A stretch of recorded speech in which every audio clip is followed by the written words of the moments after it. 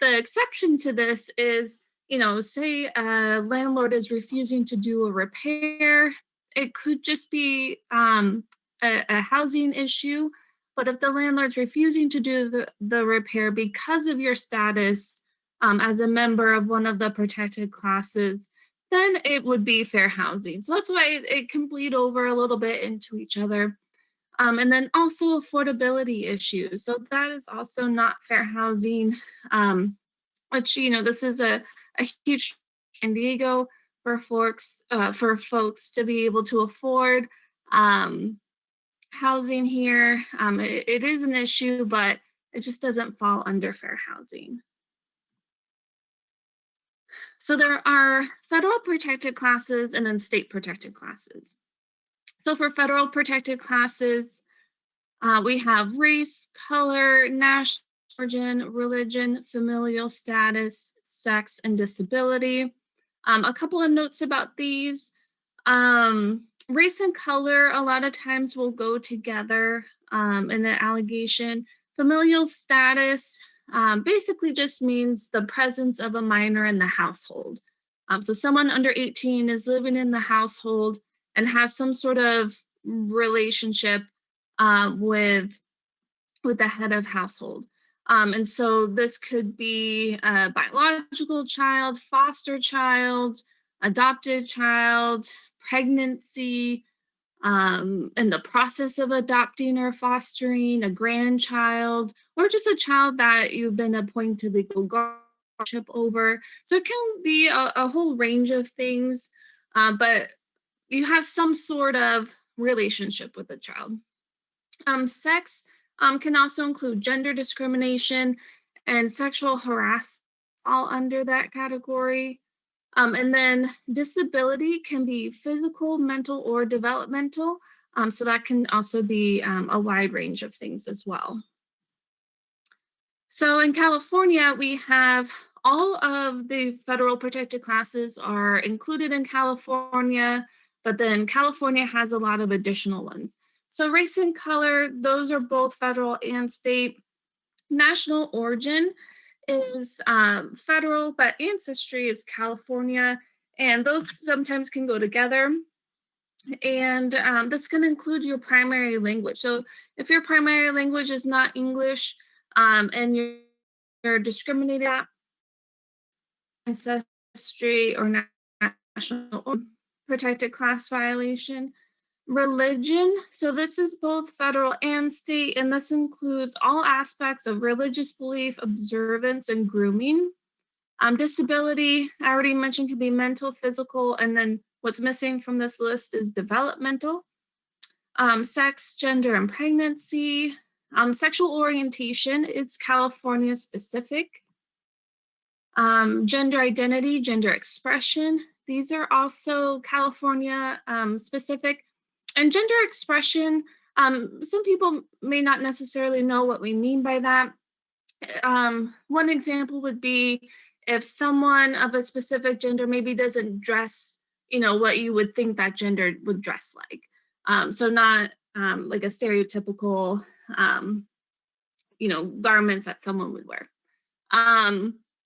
Marital status, this is California specific, and this can be a lot of different things, but your status be married, not married, divorced, or separated.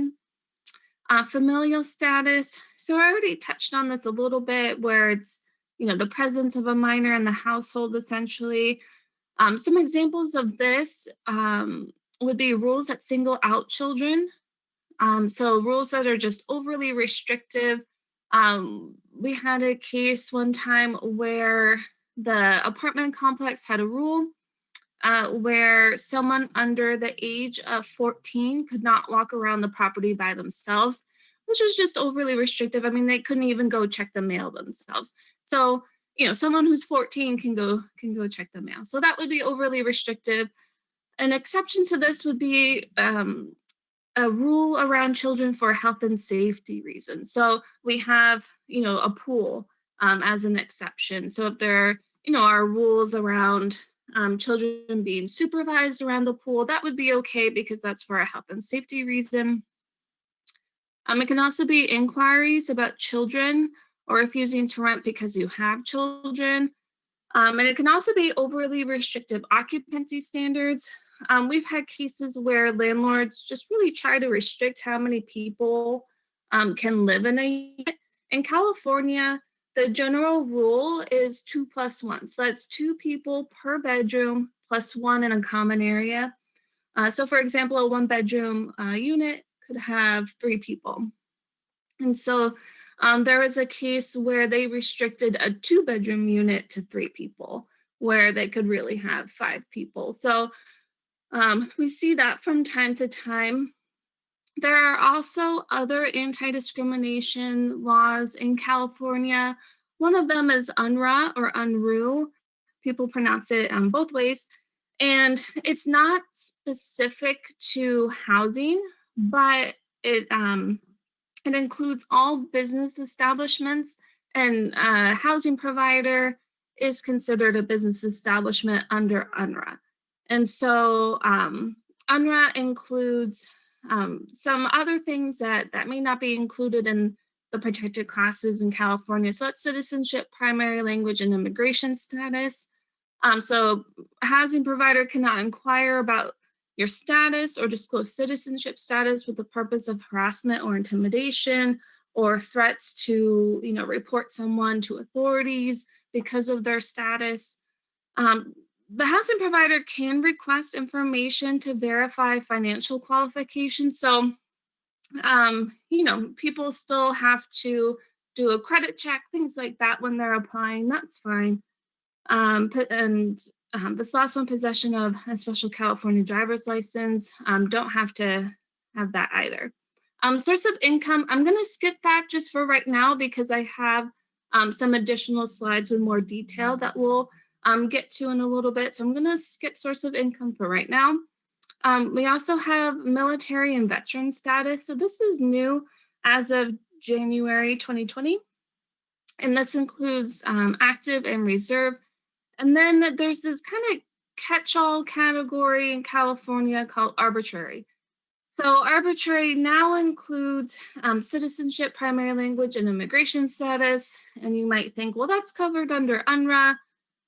Why is it also covered under arbitrary? Because it's two different laws. So the arbitrary status falls under the California Fair Employment and Housing Act. And then it just so happens that it's also covered under UNRRA. So it would be two different violations under two different laws. So these are just some things that a housing provider is not able to do. When we're looking at a fair housing violation, we're looking for a couple of things. One, the bad actor is the housing provider.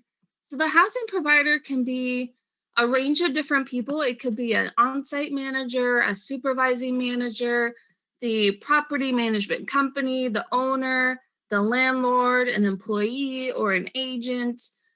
So it can be a wide range of things. And so when I say housing provider, I'm referring to anybody within that chain of providing the housing. So it could be any of them. And so it is unlawful for a housing provider to refuse to sell, rent, or release rooms, apartments, condos, houses, represent that a housing accommodation is not available when it really is, deny a home loan or homeowner's insurance. So fair housing laws also cover purchasing homes and also protects homeowners.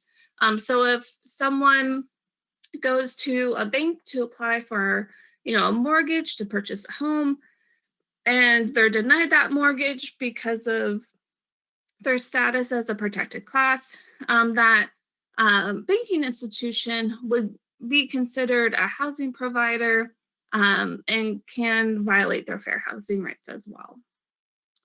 And so just backing up for a second, I mentioned there's a couple of things that we're looking for when we're evaluating a fair housing violation. So one is the bad actor is a housing provider. Two, the bad actor is, taking some sort of adverse action against the tenant or the homeowner. And the last bit is the adverse action is motivated because of the tenant or the homeowner's status um, or membership in one of the protected classes. And so we're looking through for those three things.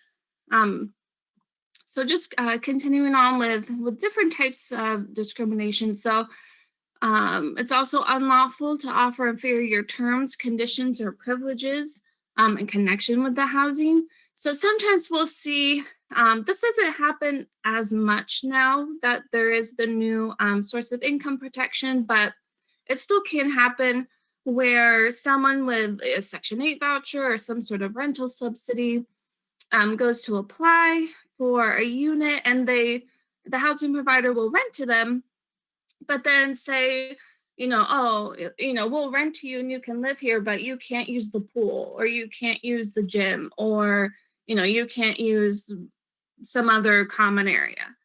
So can't do that. Can't restrict um, someone's access to all these common areas that everybody else has access to.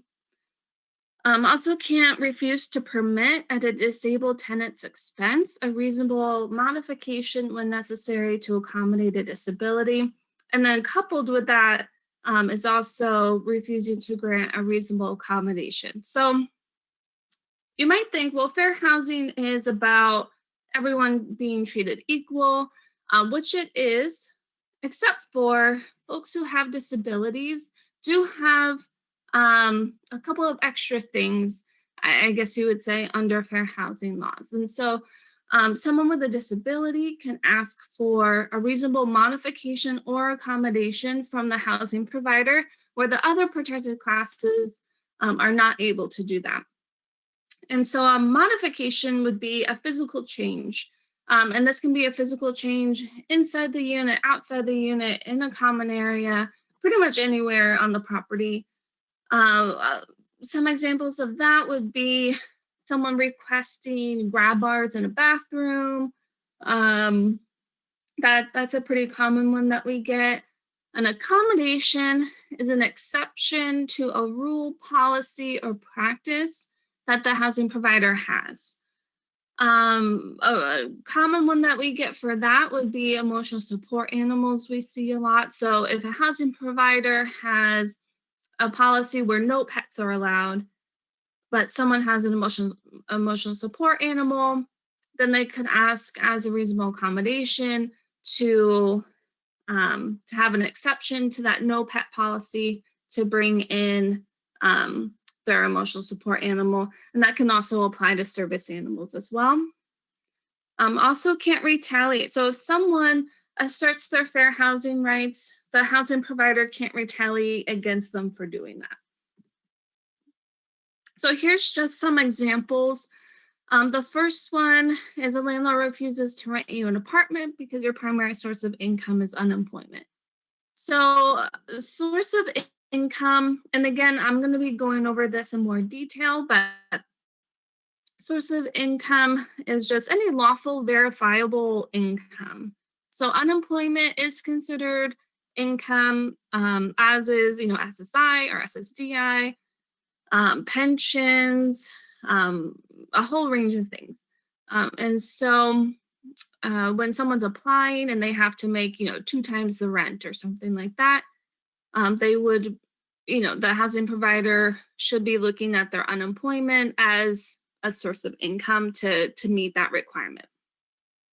Next one is a landlord refuses to rent you an apartment because you need a ramp. So if someone, is in a wheelchair and, maybe there's a step up into their unit or something like that, and they need a ramp, they should be allowed to do that. One note about modifications is that if someone is in private housing, sorry, I skipped ahead. If someone is in private housing, they would be responsible to pay for and install their own modification. If they are in housing that is federally financed, some examples of that would be project-based Section 8 or home funding, HOPWA funding, Section 202. Those are probably the more common ones. But if the property is federally financed in some way, the property actually is responsible to pay for and install the modification. So there's a difference there. Next is a landlord refuses to rent a second floor unit to a family with children because they're concerned that the children may hurt themselves or steers them to the back of an apartment. So can't do that. Um, People with children, should have the same range and same choices as anyone else. So purposely excluding them from being able to view a unit on the second floor because they don't want children on the second floor would be a violation. Last one is a landlord refuses to rent you an apartment because you have an emotional support animal or animal. So also can't deny someone housing because they have one of these types of animals. So just a couple of COVID updates. So towards the beginning of the pandemic, the Department of Employment and Housing, call it DFEH for short, came out with some guidance saying that if someone is diagnosed with COVID-19, then they would consider that as a disability, which means someone who is diagnosed with COVID-19 could then ask for these, reasonable accommodations or modifications. And so that kind of opened things up for folks who are diagnosed.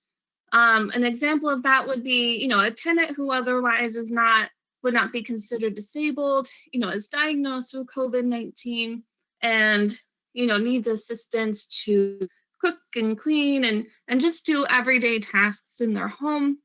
So they would be able to ask for a caregiver and ask for, as a reasonable accommodation, an exception to maybe guest rules that would prohibit or only allow someone to stay for a certain amount of time. They could ask for an exception to those rules to have a caregiver come and stay with them to help them because of COVID. So that would be an example there. We also saw, unfortunately, a rise in discrimination against Asian Americans, especially towards the beginning of the pandemic, but it's still happening. And so it is illegal to deny housing because someone is from one of the countries affected by COVID or because they are perceived as being from a country affected by COVID. And it's also illegal to have different rules for people, restricting their access to the property or something like that. Age is a protected class in California, and people who are over 65 are at a higher risk for complications.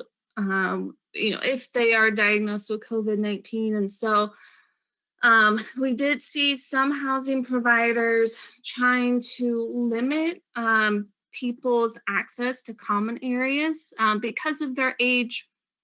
And so can't do that. Even if they thought they were doing something good, still can't restrict people's access, to laundry or mail or, any common area that they should have access to. So can't do that. And then also sex is a protected class.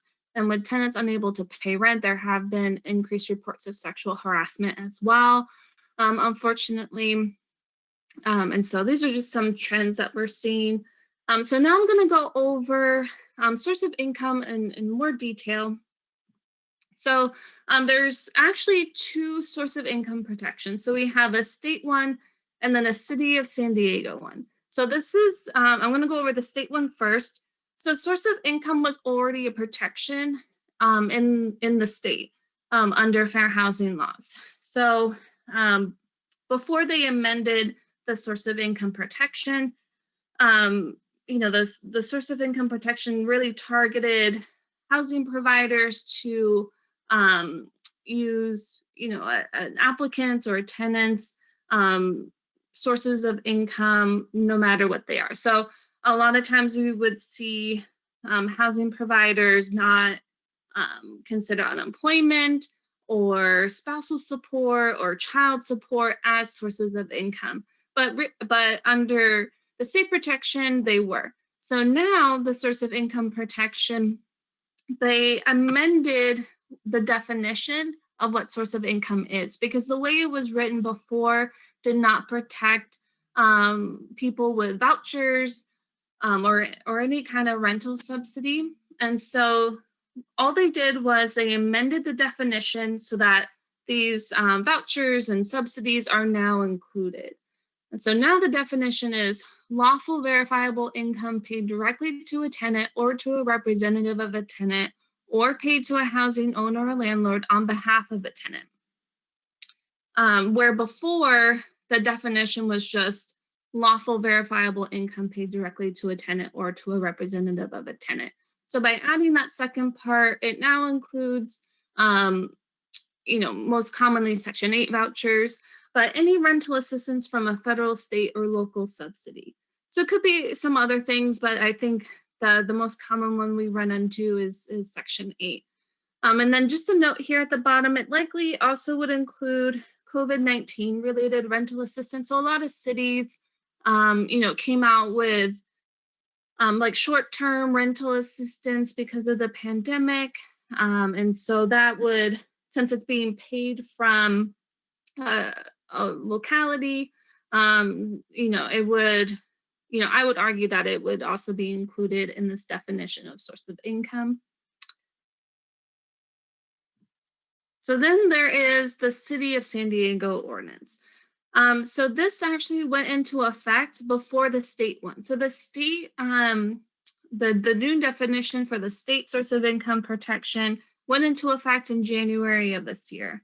The City of San Diego one actually went into effect last year. So it's been in effect since August 1st, 2019. It was actually adopted by City Council in July 2018, but they gave landlords a year to become familiar with it and change their rental practices so that when it went into effect August 1st, 2019, they could be prepared for that. So as of August 1st, 2019, in the City of San Diego, landlords cannot decline a tenant based only on the household receiving rental assistance. So a lot of times, we would see rental ads that say, no Section 8, no subsidies, no vouchers, something like that. So no longer can say that. And that would be under, the state protection and the City of San Diego protection. Can't do that anymore. The biggest difference between the city and the state protection is that the City of San Diego also includes nonprofit administered benefits or subsidy programs. So the state protection does not include the nonprofit administered programs. So that's the biggest difference between those two. So what is prohibited? So this is specific. This prohibited activity is specific to the City of San Diego protection.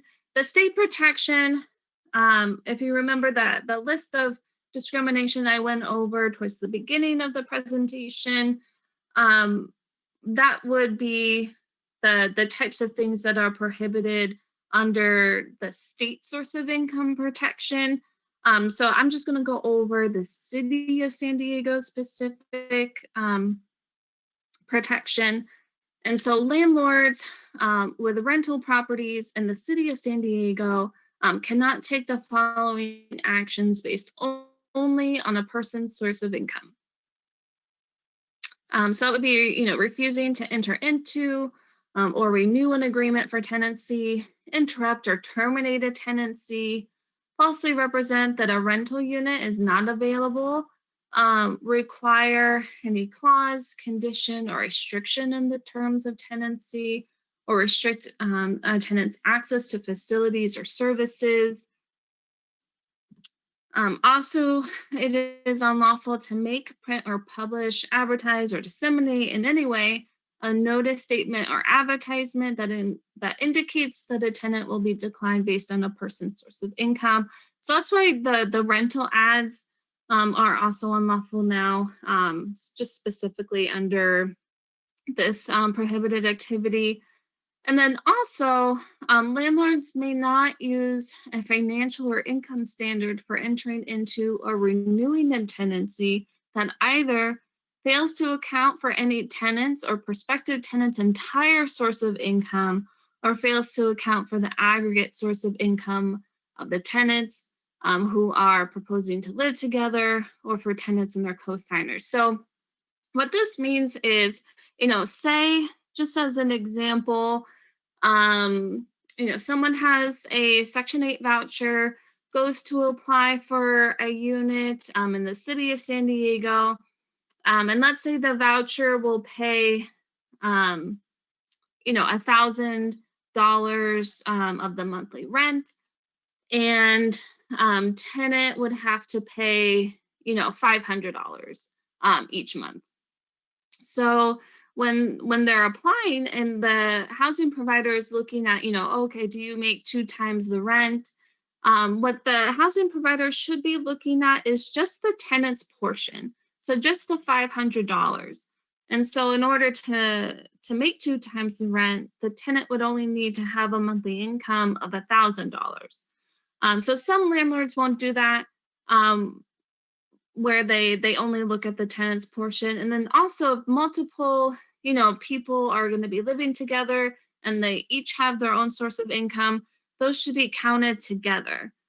So say again, similar example where the voucher is going to pay $1,000, but there's 2 adults who are going to be living there and they each have employment, and their portion together is going to be the $500. And so as long, and then to make the 2 times the rent, they would have to make a total of $1,000. So the housing provider should be looking at their employment together. So as long as together they would make $1,000 each month, they would make 2 times their portion. And then also just briefly, I wanted to go over protections for domestic violence survivors, just because we have seen a pretty dramatic increase generally over the last couple of years, and then specifically during the pandemic as well. So I just wanted to make sure that everyone knows about some of these protections. So there are 2 protections in California. One of them is federal. So VAWA is a federal protection. This is the Violence Against Women Act. And this was originally enacted in 1994, and it just addressed congressional concerns about violent crime and violence against women in particular. And so they wanted to have some sort of specific protection, and also provide specific protections to victims in housing. And just a note here at the bottom, even though it's called Violence Against Women Act, it's not limited to women, and it is available to everyone without regard to gender identity or sexual orientation. So VAWA only applies to certain types of housing. So VAWA is a federal protection, and so the applicability of VAWA is limited to federally financed housing. So this is just a list of all the different types of federal financing that would make a housing provider covered by VAWA, where they would have to offer these protections to their tenants. There are a few different types of violence or categories of violence that is considered violence under VAWA. And so we have dating violence, domestic violence, sexual assault, and stalking. And each of them is a little bit different, but all of them are included in VAWA. And so if a tenant is a victim of one of these types of violence, there's a couple things that they can do. So one is they can ask for a lease bifurcation. So say the abuser or the person committing the violence is living in the household with them and is on the lease as a tenant. The victim of whatever type of violence it was, as long as it's one of those 4 types of violence, can ask their housing provider to bifurcate their lease, meaning to take off the abuser from their lease as a tenant, so that they would no longer have any tenancy rights there. They can also ask for an emergency transfer. So this is based on a threat of imminent harm or sexual assault that occurred within 90 days of their request. So this one does have a time limit on it. It does need to be within 90 days of whatever violence took place, but someone can ask for an emergency transfer. Um, just a note here, it's usually easier to get a transfer in maybe a larger complex that has, more units.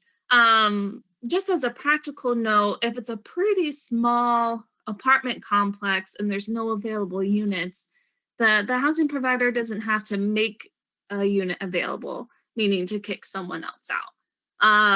And so the emergency transfer is dependent on there actually being another unit available for the person to move into.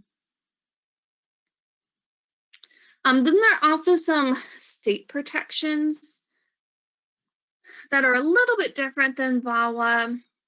And so the California protection prohibits a landlord from evicting a tenant based on acts of domestic violence, sexual assault, or stalking committed against the tenant. So this law is designed to prevent victims from being evicted simply for reporting the abuse. One note here is that you will see that there are only 3 types of violence considered under the California protections. They do not include dating violence. So it's just a difference there. A tenant must give the landlord a written notice that he or she was a victim of domestic violence, sexual assault, or stalking, and the tenant must attach some sort of proof or verification that it happened. It could be a restraining order or a police report. I think it could also be other things as well, a conviction, um, you know, court documents showing that someone was charged with a crime. So I think it could be a couple of different things, but they specifically in the law say restraining order or police report. And so they in California, there's another protection that or another remedy that's available that VAWA does not have. So that's just to terminate the lease early.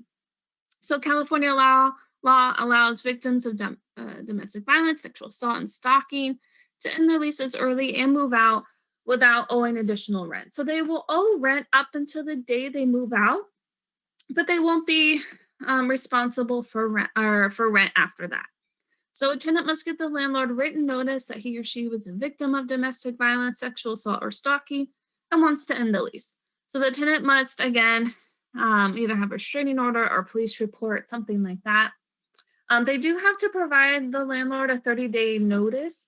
So it gives the landlord an opportunity to start to prepare the unit to rent to someone else or start advertising. And then it does not apply to month tenancies. And you might think, well, that sounds unfair. But that's because if you are on a month-to-month tenancy, you can just give a 30-day notice to move out and you don't even, really need a reason. So that's why they say it doesn't apply to month tenancies, but it's not necessarily because they're being excluded from protection. It's just they can give a 30-day notice anyway. There's a couple of other things as well. In California, so Civil Code sections 1941.5 and .6 are laws that require landlords to change locks within 24 hours for tenants who have a restraining order or a police report. So again, this law applies to victims of domestic violence, sexual assault, or stalking. So this again is something that is not included in VAWA, but I think this is a really great protection, especially if the person has a key to the unit, to go ahead and get that changed. So that's just kind of the brief overview of different protections for domestic violence survivors. And then I also just wanted to touch real briefly on eviction moratoriums because we get questions about this all the time. one note here is that we have a lot of helpful information on our website. And so our wonderful housing team put together FAQs for all the different eviction moratoriums that are currently in place. So on our website, and I'll show you that in a second, um, there are links to all the different documents, and we have them in English and Spanish. And I think they're really helpful. They're written in a very digestible way because these eviction moratoriums are confusing. Um, and there are multiple ones that are in effect right now. And so theoretically, someone could be covered under multiple eviction moratoriums. So it just gets really confusing. We are suggesting for housing providers who want to evict someone to do that with the assistance of an attorney because it is confusing. Notice requirements are different. Reasons someone can be evicted are different right now. And so we definitely recommend for housing providers to seek assistance with that. But on our website, so this is what it looks like. So on the right-hand side, you'll see a picture of the San Diego skyline, and then under that, so that's our main page. And then underneath that is all of the links to the FAQs. So a lot of individual cities or jurisdictions have them. We also have the AB 3088 protection, which is the statewide protection on there as well. And then on the left-hand side, it's just the fair housing specific page for housing discrimination. And so if you just wanted more information about that, you can go ahead and take a look at that. We also have, if you're interested in more information about source of income, we have more information about that on this page as well. One note about the eviction moratoriums is that people who think that they are protected under that, there is a requirement for tenants to submit a declaration. And so we are suggesting for tenants to go ahead and do that now rather than waiting, because I don't want to get too specific into it because that can take a while to explain, but that's a kind of a whole separate presentation. But housing providers right now have to give 15-day notices for unpaid rent rather than 3-day notices. And so that 15-day notice is what triggers the tenant to submit that declaration, but they don't have to wait.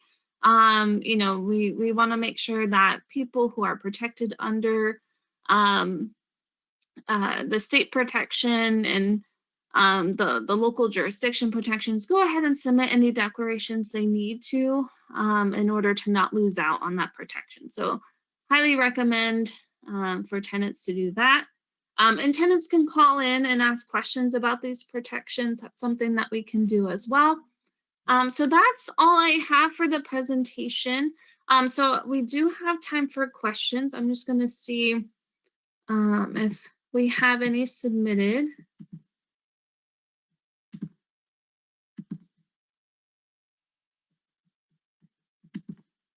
Okay, I don't see any questions yet, but we do have a little bit of time. If anyone wants to submit a question, feel free to go ahead and do that.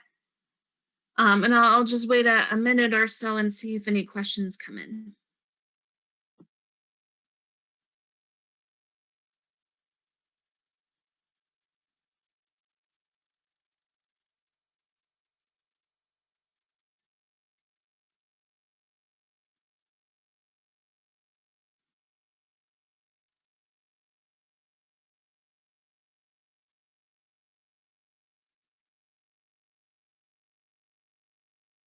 Okay, so it looks like we got a question. So is it discrimination and if a landlord refuses a third party check from a nonprofit? It would be, especially in the city of San Diego, under the source of income protection that's within the city.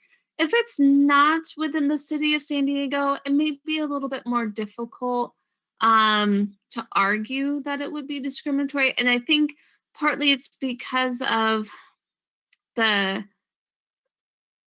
the reason that they're getting the third party check from a nonprofit. For instance, if the person has a disability, and the program that they're receiving assistance from is related to that disability, then I would say they can ask as a reasonable accommodation, to um, ask the housing provider to go ahead and accept it.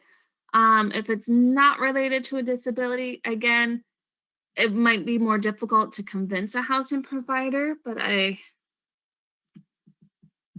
it certainly is possible. But if you're talking about a specific tenant, they can absolutely call us, and we'll see what we can do for them. Okay, another question asking if the presentation is available. So I can send out a copy of the slides to Patricia. I can do that. Um, so someone is asking about holding, I think, a security deposit. Let's see.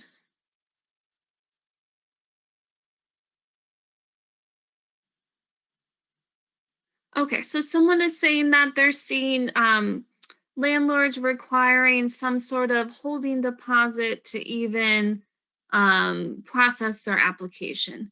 Um, that shouldn't be required. I do know, a lot of apartment complexes have, like a holding deposit if you want to reserve a specific unit that you're applying for, and make sure that no one, gets approved before your application is processed.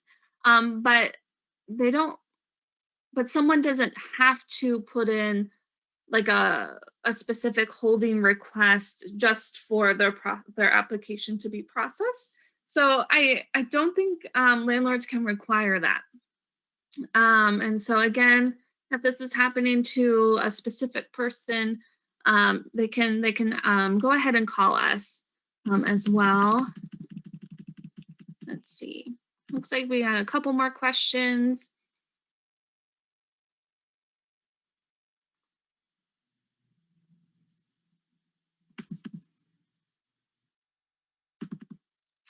Okay, so someone has a question about an apartment being renovated, and the tenant would have to move out for the renovations, but the only available unit would be an upgraded unit with a higher rent.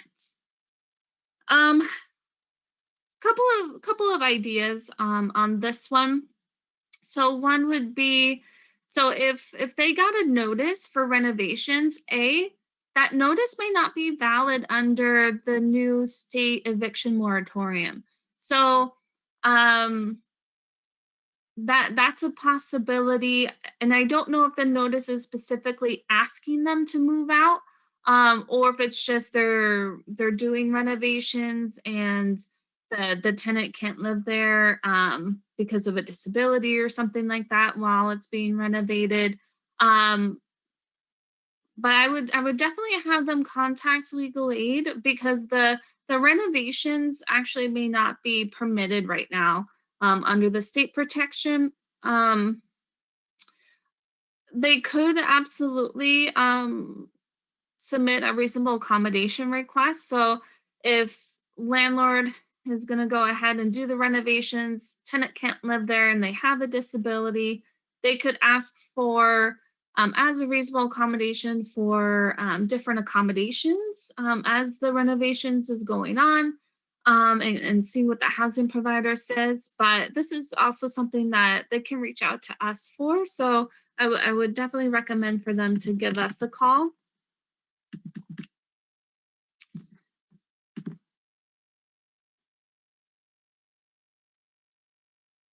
Okay, so can a landlord refuse to wait for the county to pay for the deposit after the lease is signed on a voucher that includes deposit? I don't think so. Um, I think that could possibly fall under source of income. So this is in the county. And so the city of San Diego source of income protection wouldn't apply because I'm assuming that this is happening outside of the city of San Diego. But the state source of income protection could still apply. Um, and so I don't think that they could refuse it, especially because they're going to get it. Um, so I don't think so. Again, this person can definitely reach out to legal aid to get some more specific information, but just based on this question, I don't think that they could.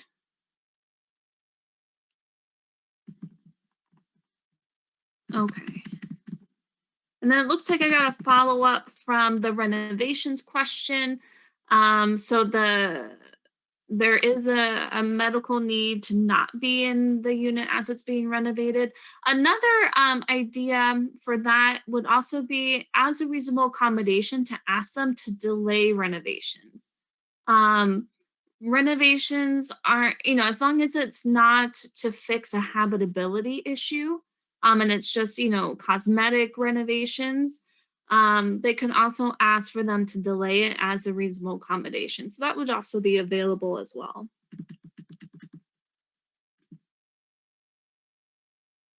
Okay. Are there special situations where a landlord can refuse to participate with a Section 8 housing voucher? No. Generally, the answer is going to be no. When someone applies with a voucher, they can't be denied just because they have the voucher. If for some reason, they don't qualify because of the credit check or a background check or um, some other reason they just don't qualify for the unit, they can be denied. But if the landlord is saying, I'm refusing to accept your Section 8 voucher, can't do that. And that would be under the state protection and the city of San Diego protection.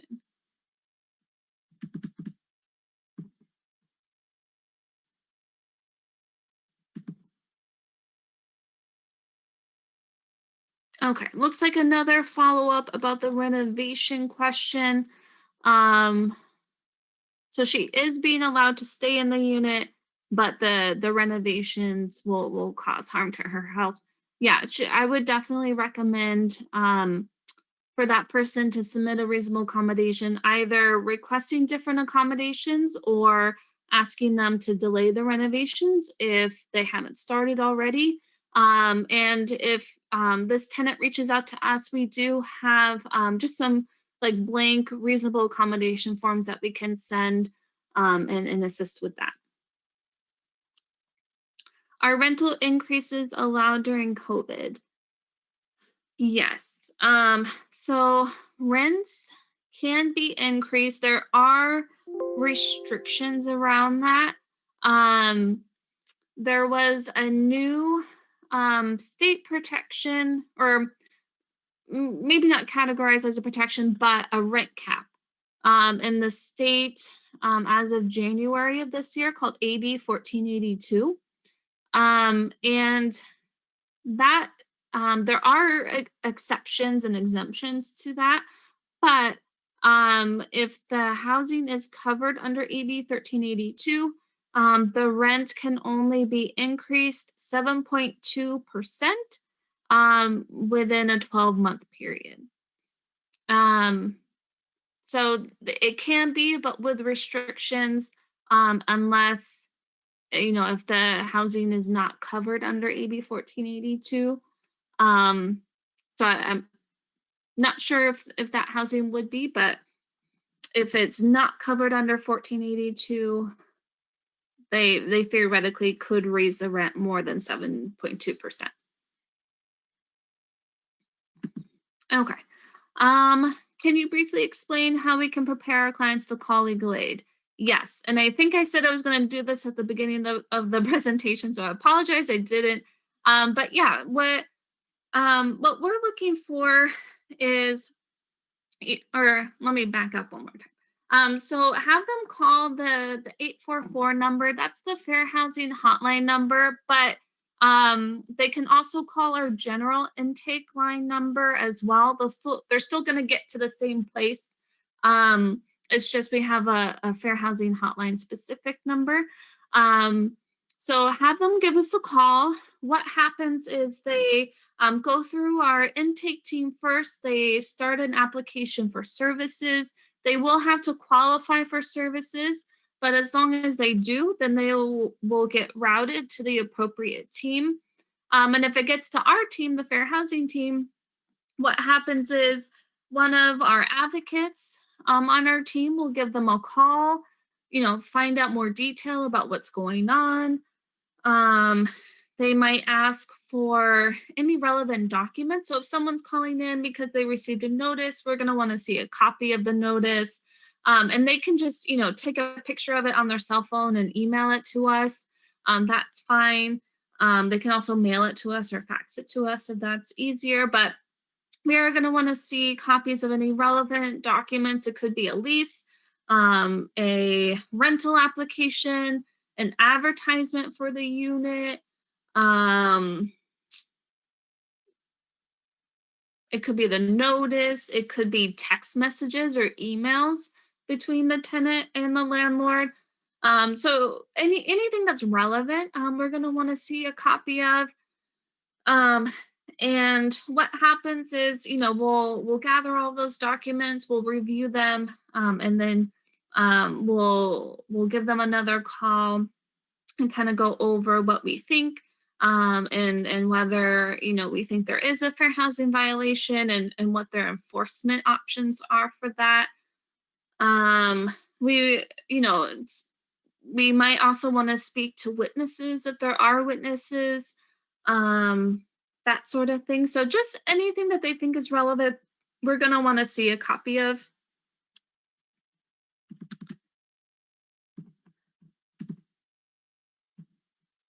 Okay, looks like I have a couple more questions.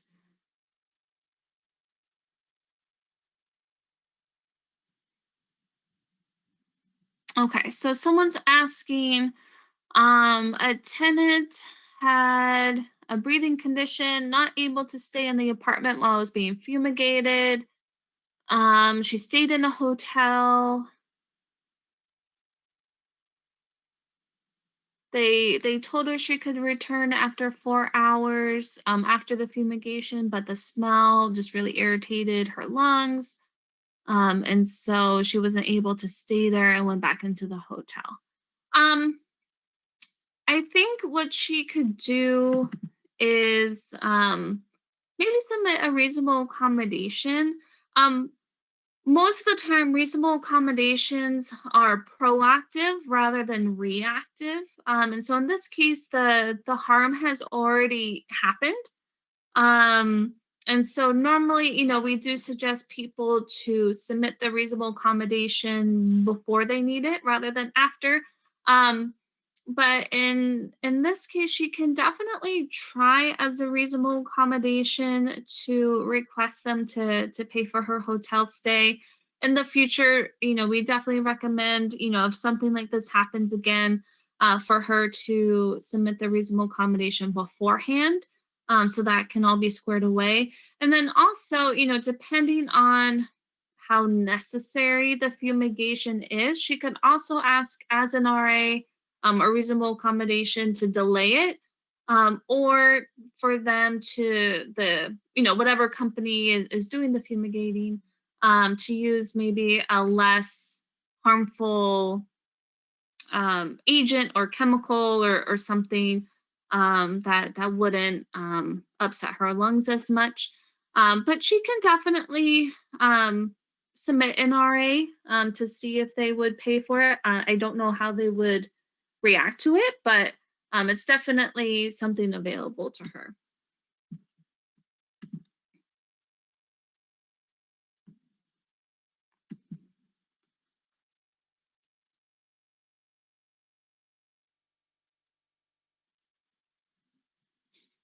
Okay, so someone had a landlord refuse to accept a deposit from a county program because the deposit gets paid after the lease is signed and the tenant moves in. Apartment complex claimed, and we see this sometimes, due to fair housing, we cannot do things differently. than other tenants. Um, I think I think again, this could be tied into a source of income violation. This is a little bit more unusual. I can't say that we've seen this exact scenario before. So I don't know how it plays out with housing providers. But I do think that there's definitely an argument that it would be part of the source of income protection because the deposit and the rental subsidy are tied together. And so I would definitely argue that. Again, this person, can go ahead and give us a call, and we'll see if we're able to provide some additional advice on that.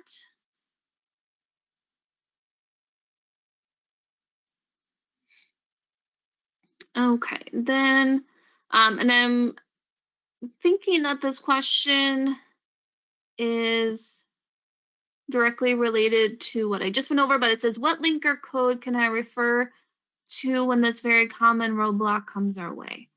Um, so the statewide source of income protection is within the California Fair Employment and Housing Act.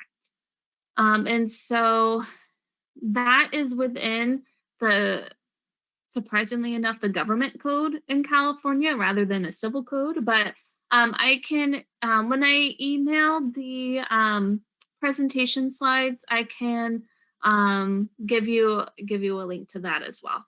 So I'll include that in the email.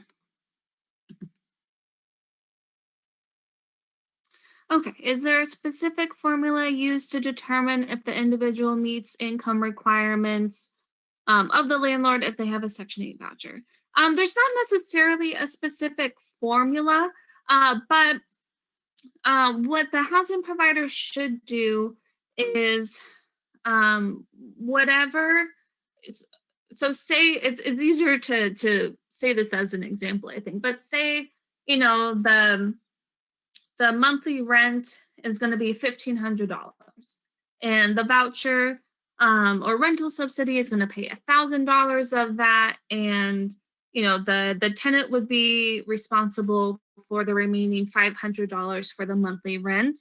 What the housing provider should do is look at the monthly rent, subtract out the voucher amount, and so they would be left with $500 for the tenant portion, and then look at the tenant's income to make two times their portion. So two times 500 would be 1,000, and so if the tenant is only required to make two times the rent, as long as they can show that they have $1,000 in monthly income, then they should be qualified. So it's just they need to look at the tenant portion. Is that specific a formula as I can give?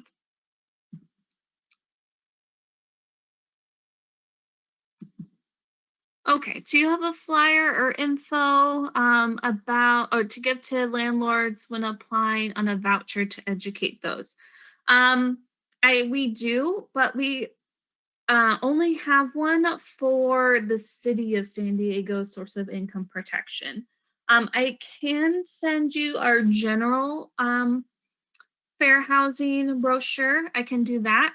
And then I can also send the City of San Diego source of income brochure. That we just don't have one for the state source of income protection, unfortunately. But I can send those out in the email as well.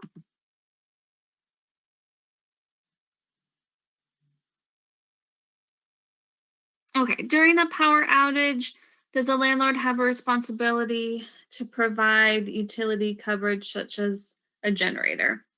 No. So as long as it's not, the landlord's fault that they lost power, they don't have to provide other sources of power.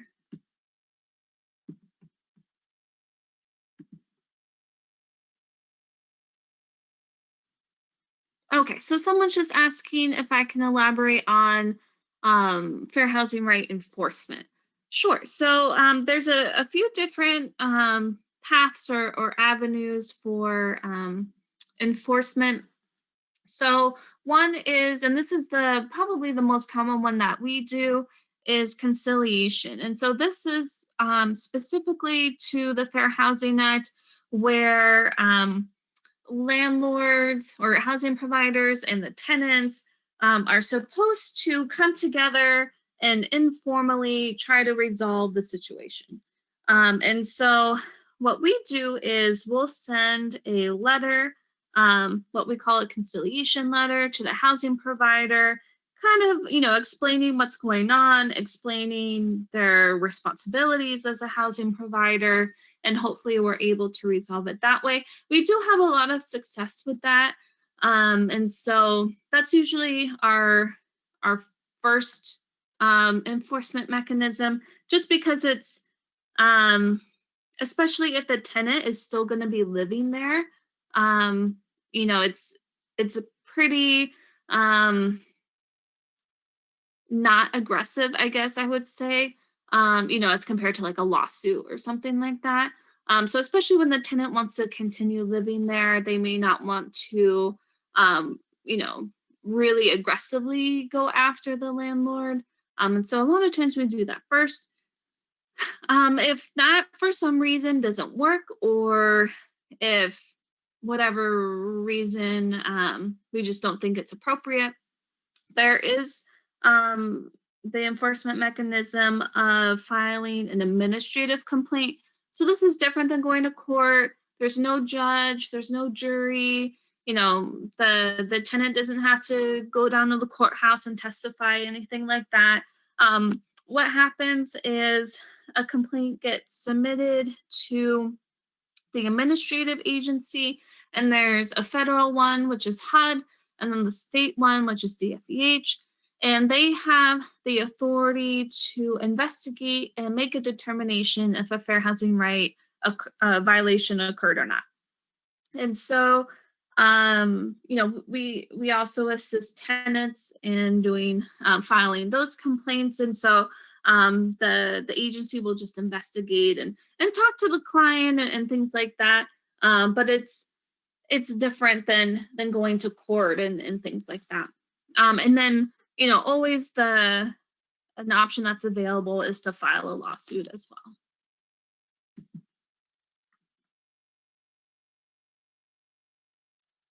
Okay, so someone had a question. Client makes 3 times the amount of what her portion of rent would be, but landlord denied her application based on a formula he created. Is this something that we can assist with? Yeah, it definitely sounds like it is.